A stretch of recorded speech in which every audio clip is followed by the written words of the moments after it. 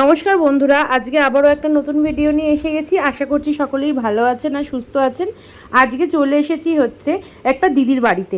আর এই দিদির বাড়িটা আমাদের কাটনির থেকে বেশি দূর না, 1.5 ঘন্টা মতো লাগে।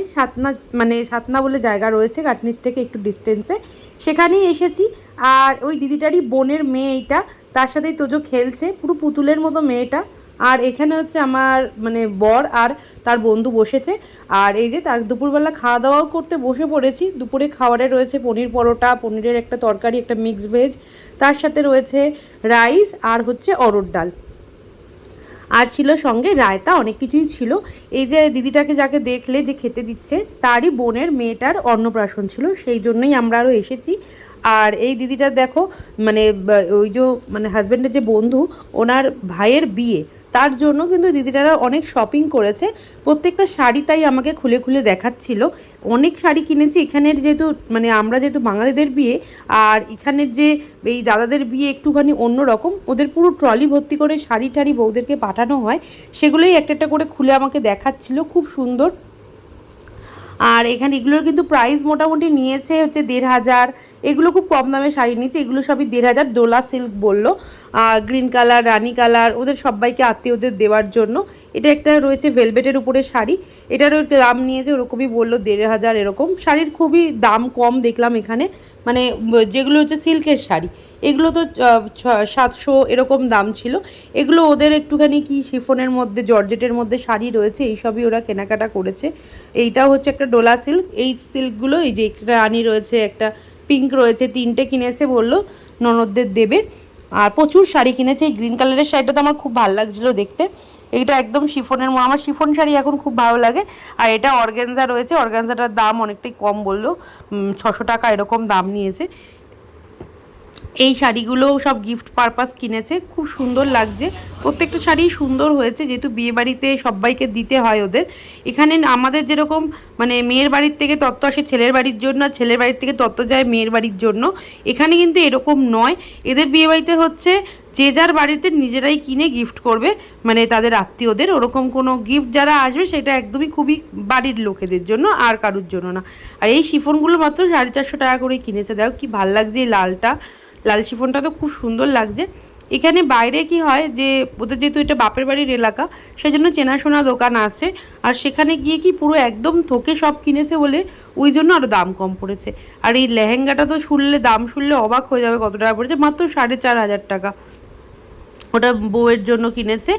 আর এখানে দেখো আমরা সবাই একটু বেরিয়ে পড়েছি। সাতনার একটা বিখ্যাত মন্দির রয়েছে, বিষ্ণু মন্দির, ভেঙ্কটেশ মন্দির, সেখানেই আমরা যাচ্ছি।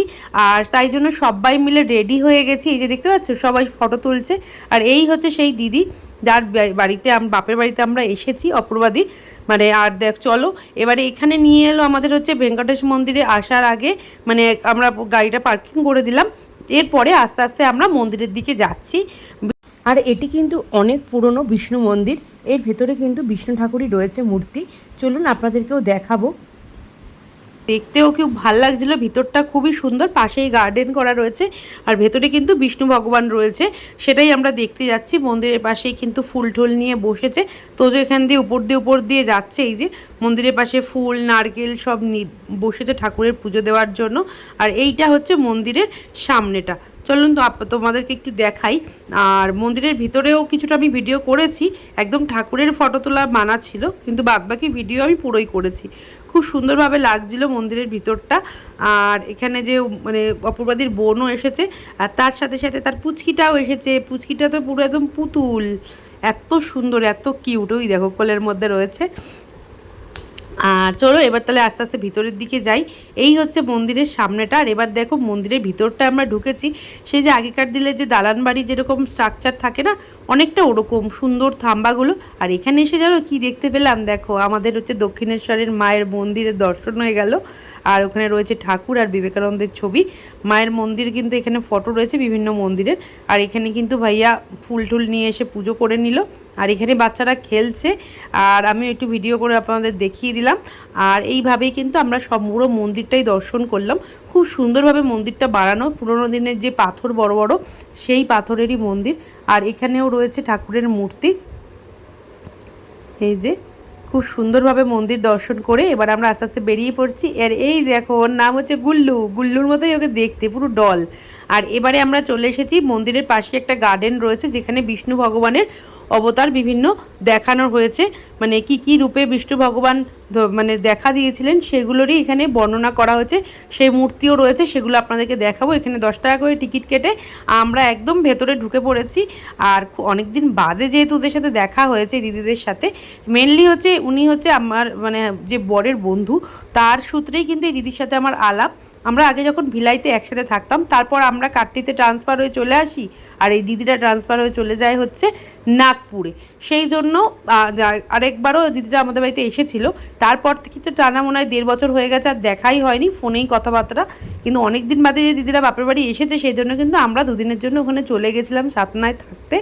আর দেখতে পাচ্ছেন এখানে হচ্ছে বিষ্ণু দেবতার যে অবতার দেখানো হয়েছে সেগুলোই কিন্তু, এটা কিন্তু মাছের রূপে যে রয়েছে সেটাই এখানে দেখিয়েছে।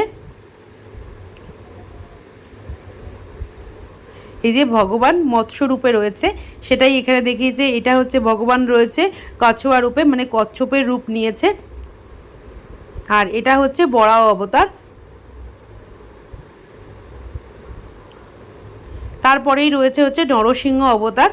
এইভাবেই কিন্তু প্রত্যেকটাই দেখানো হয়েছে। আর দেখুন এই গাছটা দেখে আমার এত ভালো লাগলো, এত সুন্দর। এর মধ্যে পিঙ্ক পিঙ্ক কালারের ছোট্ট ছোট্ট ব্রাশের মতো ফুল রয়েছে, আর পুরো শাড়ি দিয়ে গাছটা না নিচের দিকে নেমে রয়েছে, দেখতে পাচ্ছেন? এত ভালো লাগছে যার জন্য দেখতে। এরপরেই কিন্তু রয়েছে বিষ্ণু দেবতার বামন অবতার, আর এরপরেই রয়েছে হচ্ছে ঋষি অবতার। এইভাবে করতে করতে সবগুলো আমরা দেখে নিয়েছি। বাচ্চারা চলে এসেছে তাদের একদম গেম জোন এলাকায়, মানে এই পার্কের মধ্যেই ছিল। তারপরেই কিন্তু আমরা ওখান থেকে বেরিয়ে চলে এসেছি ফুচকা খেতে। এখানে চাট খুব বিখ্যাত, সেই জন্য সেই সব দোকানেই অপূর্বাদি নিয়ে এসেছে খাওয়ানোর জন্য। আর এখানে তোজো বসে আছে। আর তারপরেই আমরা কিন্তু সবাই মিলে ফুচকা এনজয় করলাম। আর এর পরের দিনই আমরা বেরিয়ে পড়েছি বাড়ি যাওয়ার জন্য। আর দেখুন ঠাকুরের মানে ওখানে ভালোভাবে আমরা সাতনা ঘুরে নিয়েছি। এবার আমরা কাটনির জন্য রওনা দিলাম। চারিপাশটা যেহেতু আমাদের এমপিতে প্রচুর পাহাড়, পুরো রোড জুড়ে আপনারা যাবেন তো পুরোই পাহাড় দেখা যাবে। আর সুন্দর মেঘ করে এসছে, গাড়িতে সুন্দর গান চলছে। তার সাথে সাথে কিন্তু এরমভাবে মানে এতটা ডিস্টেন্সে যাওয়া, মোটামুটি আমাদের 2 ঘন্টা লাগবে এখন বাড়ি যেতে। আর এত ভালো লাগছে দূরে পাহাড়টা দেখে, খুব মন ভরে গেল। আর এরপরে দেখতে পাচ্ছ মাথায় টিকা লাগানো রয়েছে। ওরা আসলে আমরা আসার সময় মানে ওরা খুব টিকা করে, মানে এইখানে বাইরে এই জিনিসটা রয়েছে টিকা, মানে সিঁদুর লাগিয়ে চাল দিয়ে তো কিছু গিফট দেয়। আমাকেও শাড়ি দিয়েছে, আর তোজোকেও মানে যে যেরকম গিফট দেয়। আমাকে শাড়ি দিয়েছে, একটা চুড়িদারের সেট দিয়েছে ওই দিদির বাড়ির থেকে। আর এই সব করে ঠোরে মানে গিফট আদান প্রদান করে আমরা তারপরে বেরিয়ে পড়েছি। আর পাশেই দেখো ধূসর রঙের এই পাহাড়টা দেখতে আমার এত ভালো লাগছে। এটা যখন আমি আপনাদেরকে দেখাবো ঠিক আগস্ট মাসে, বর্ষাকালে এই পাহাড়টা পুরো সবুজ থাকবে, মানে দেখতে এত ভালো লাগবে। এখন যেহেতু গরম রয়েছে সেজন্য পাহাড়টা একদম শুকিয়ে গেছে, গাছপালা অত সেরকম নেই, পুরো পাহাড়ের কালারটা অরিজিনাল বোঝা যাচ্ছে। কিন্তু এটা বর্ষাকালে পুরো গ্রিন পাহাড় হয়ে যাবে, আর বেশ ভালো লাগছিল দেখতে। এইভাবেই আজকের ভিডিওটা শেষ করছি। আবারও দেখা হবে নেক্সট কোনো ভিডিওতে।